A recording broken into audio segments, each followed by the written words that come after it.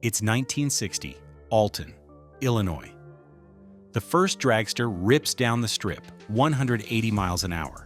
Impressive, but expected. Then the second car rolls up. The engine doesn't growl, it snarls. The tree drops. It doesn't launch, it detonates. Halfway down the track, the crowd gasps. Not orange flames, but blinding green fire blasting from the headers, like a rocket tearing through Earth's atmosphere. The board lights up, 204 miles per hour, a speed nobody thought possible. This wasn't horsepower, this was rocket science. What is hydrazine? Welcome back to Parts That Built Legends, and today we're diving into the most dangerous, most secretive, and most legendary fuel additive that drag racing has ever seen. This isn't your typical carburetor or rear end story. This is about a chemical so powerful, so unpredictable, that it didn't just change drag racing, it nearly destroyed it. Hydrazine. The name alone should give you chills because this stuff was never meant for cars. It was designed for one purpose: to fuel rockets and missiles during the height of the Cold War. But somehow, some way, it found its way into the fuel tanks of America's fastest dragsters. Here's where it gets crazy. Hydrazine isn't just another octane booster or fuel additive. This chemical compound, N2H4 for you science nerds, is what's called an oxygen scavenger. In rockets, it prevents fuel degradation. But when you mix it with nitromethane in a racing engine, you're essentially creating controlled explosions that make regular nitro look like pump gas. And those green flames? That's your tell. Every old-school racer knew the code. If the flames are green, the cook's got hydro. But here's what nobody talks about. Hydrazine didn't just make cars faster. It made them impossible. We're talking about power gains that defied physics, speed increases that shouldn't have been achievable with 1960s technology, and performance numbers that made seasoned racers question everything they knew about internal combustion. The Greek makes history.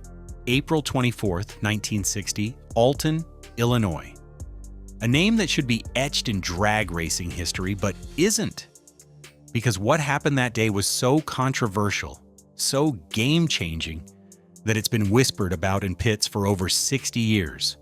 Chrysler, the Greek, rolls up to the starting line in his rail dragster. Now understand, this is 1960.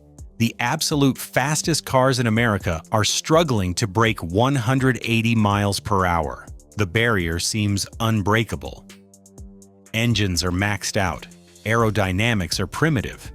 Everyone's hitting the same wall. The Greek stages his car. Nothing looks different from the outside. Same basic rail design, same big block power plant. But when that engine fires up, there's something in the exhaust note, something hungry and violent that makes the other racers take notice. The tree drops. The car launches like it's been shot from a cannon. But halfway down the track, spectators see something that shouldn't exist. Those unmistakable green flames dancing from the headers like some kind of automotive sorcery. When the numbers flash 204.14 miles per hour, the place goes silent. Then erupts. Because Chrysler just shattered the impossible barrier by over 20 miles per hour in a single pass. That's not improvement. That's revolution. For decades, the Greek denied using hydrazine, called it good tuning and secret combinations. But those green flames told the real story, and that single pass, it started an arms race that would nearly tear drag racing apart. But wait, we've barely scratched the surface, because that 204 miles per hour pass wasn't just a record, it was a declaration of war. Word spread through the racing community like wildfire.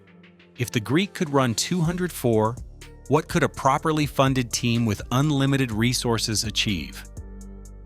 The answer came 6 years later, and it was terrifying. The Ramchargers, Chrysler's factory-backed drag racing team, were having their worst season ever. These weren't weekend warriors. These were professional racers with engineering degrees, unlimited budgets, and reputations on the line. They'd tried everything: bigger engines, better chassis, advanced aerodynamics. Nothing worked. So they made a deal with the devil. They took their 472 cubic inch Hemi engine, already a monster by any standard, and started experimenting with nitromethane and hydrazine combinations. Not just a splash for octane boost. We're talking about ratios that would make rocket scientists nervous. The test car was a fiberglass dart body over a full steel tube chassis. Lightweight, purpose-built, and about to become the most feared machine in drag racing. The first test pass, 8.4 seconds in the quarter mile. Let that sink in. In 1966, with bias ply tires, primitive suspension, and Stone Age aerodynamics, they just ran a time that modern street cars struggle to achieve. But here's the kicker. The car was so violent, so unpredictable, that even the Ramchargers' own drivers were terrified to get in it. Spectators described watching this thing as witnessing controlled chaos. The car didn't just accelerate, it attacked the quarter mile with a fury that made grown men step back from the fence. The dark side emerges, but every deal with the devil comes with a price. And hydrazine's price was written in twisted metal, destroyed engines, and very nearly human lives. See, hydrazine didn't just make more power, it made too much power. We're talking about chemical reactions so violent that they could turn a perfectly good racing engine into a hand grenade. Teams would find nothing left to rebuild after a hydrazine-fueled grenading. Not damaged parts, nothing. Just metal confetti scattered down the track. Then came the carburetor bombs. Here's something that'll make your blood run cold. When hydrazine burns, it leaves behind a residue called hydrazine sulfate. Harmless enough, right? Wrong. This stuff is impact sensitive. One wrong move during a rebuild, one dropped wrench, and your carburetor becomes a pipe bomb. Multiple teams reported explosions during routine maintenance. Mechanics working on hydrazine-fueled cars weren't just risking their careers, they were risking their lives every time they opened the hood. And the toxicity? Hydrazine fumes are carcinogenic and poisonous. Crew members were getting sick just from breathing near these cars. We're talking about chemical exposure that could cause permanent damage, and these guys were sucking in fumes every weekend. This wasn't racing anymore. It was Russian roulette with a gas pedal. The legend grows. But here's where the story gets even crazier. Because while sanctioned drag racing was banning hydrazine left and right, underground racers were taking it to levels that sound more like science fiction than automotive history. The most legendary story comes from the dry lake racers near Edwards Air Force Base in California. Word was that some racers had connections inside the rocket testing facilities. We're talking about guys literally stealing military-grade hydrazine and running it in modified flathead Fords. The numbers that came out of these tests are almost impossible to believe. Stock Ford flathead on pump gas, 90 horsepower on the dyno. Same engine with nitromethane and hydrazine, over 300 horsepower. Some claimed they saw 380 horsepower from a bone stock flathead V8. These weren't professional racers with million-dollar budgets. These were backyard mechanics with chemistry sets and death wishes, pushing the absolute limits of what internal combustion could achieve. The ban hammer falls. By 1965, sanctioning bodies had seen enough. The NHRA banned hydrazine outright. The AHRA followed. Then the IHRA. Pretty soon, hydrazine was banned from every organized drag racing series in America, and eventually around the world. The official reason? Safety concerns. The real reason? Hydrazine was making drag racing too dangerous, too unpredictable, and too expensive for anyone except those willing to risk everything for a few tenths of a second. But banning hydrazine didn't erase its legacy. If anything, it made the legend grow stronger. Those green flames became the stuff of racing folklore. The speeds achieved became the benchmark that normal racing spent decades trying to reach again. The lasting impact. Here's what makes hydrazine different from every other part we've covered in this series. This wasn't a bolt-on modification you could order from a catalog. It wasn't a clever engineering solution that made cars more reliable or faster. Hydrazine was pure, unadulterated danger mixed with liquid speed. For a brief, terrifying moment in drag racing history, the fastest cars in America weren't powered by horsepower alone. They were powered by the same chemicals that sent rockets into space. And the men who used it weren't just racers.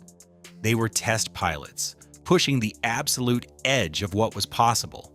Chris Karamessine's 204 miles per hour pass didn't just break a record, it broke open a Pandora's box that changed drag racing forever. The Ramchargers' 8.4-second pass proved that with enough chemistry and courage, any speed was achievable. And those backyard rocket scientists at Edwards Air Force Base? They proved that the line between racing and rocket science was thinner than anyone imagined. Hydrazine didn't just build legends. It forged them in green fire and left them burned into racing history. And maybe, just maybe, that's exactly where this particular legend belongs. In the shadows, whispered about in pits, remembered by those brave or crazy enough to have witnessed automotive history being written one dangerous pass at a time. Because some parts of racing history are too powerful, too dangerous, and too legendary for the modern world. Hydrazine wasn't just a fuel additive, it was lightning in a bottle, rocket fuel in a gas tank, and proof that sometimes the most incredible performance comes from the most incredible risks. That's hydrazine, the part that built legends and nearly destroyed them in the process.